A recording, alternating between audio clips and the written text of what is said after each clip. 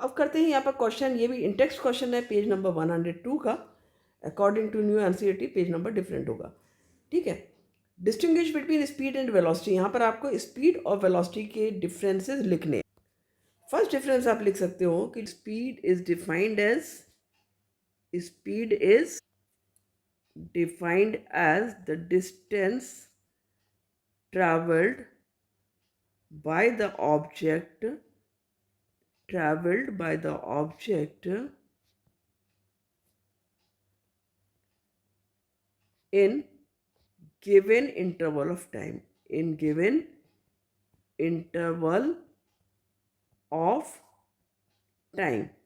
ठीक है। यहाँ पर आप वेलोसिटी के लिए लिख सकते हो कि velocity is defined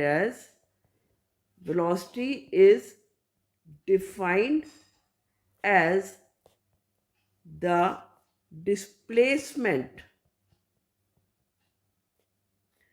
displacement by the object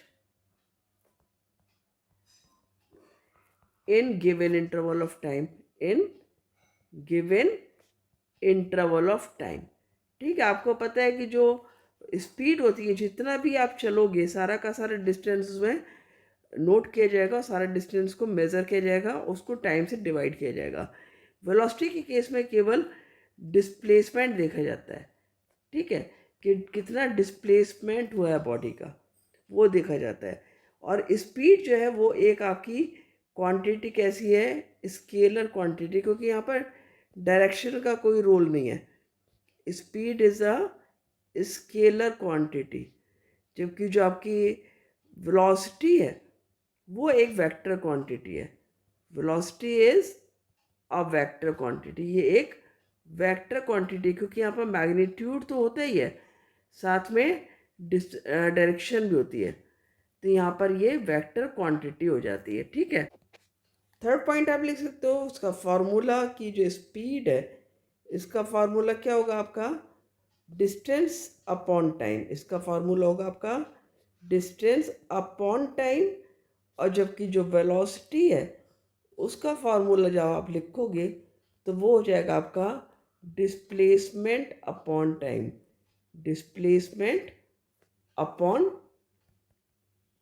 time, ठीक है। नेक्स्ट फोर्थ पॉइंट में आप लिख सकते हो कि जो वेलोसिटी स्पीड है वो हमेशा पॉजिटिव होगी। स्पीड का जो मैग्नीट्यूड है वो ऑलवेज पॉजिटिव होगा, और या फिर ये ज़ीरो हो सकता है, या फिर ये ज़ीरो हो सकता है, ठीक है। और जब किस स्थिति में ज़ीरो होगा, जबकि ऑब्जेक्ट जो है वो अपना स्टेशनरी पोजीशन, तो यहाँ पर आप लिख सकते हैं स्पीड इज ईदर पॉजिटिव और ज़ीरो, ठीक है। लेकिन जो वेलोसिटी है ना वो पॉजिटिव भी हो सकती है, velocity can be positive, can be negative और ज़ीरो, कुछ भी हो सकता है। देखो जो स्पीड है वो हमेशा पॉजिटिव रहेगी। जनरली क्या होगा, स्पीड बढ़ेगी डिस्टेंस तो हमेशा पॉजिटिव में आंसर आएगा, लेकिन इन केस ऑफ वेलोसिटी क्या होगा, ये पॉजिटिव भी हो सकती है, नेगेटिव भी हो सकता है। यदि डायरेक्शन अपोजिट हो गई तो नेगेटिव हो जाएगी। ज़ीरो किस कंडीशन में हो सकती है कि जिस इनिशियल पोजीशन से स्टार्ट किया उसी पर वापस आ जाता है ऑब्जेक्ट, ठीक है, तो वहाँ पर वो ज़ीरो हो जाएगी। जबकि स्पीड के केस में ज़ीरो कब होगा, जब बॉडी मूव ही नहीं कर रही है।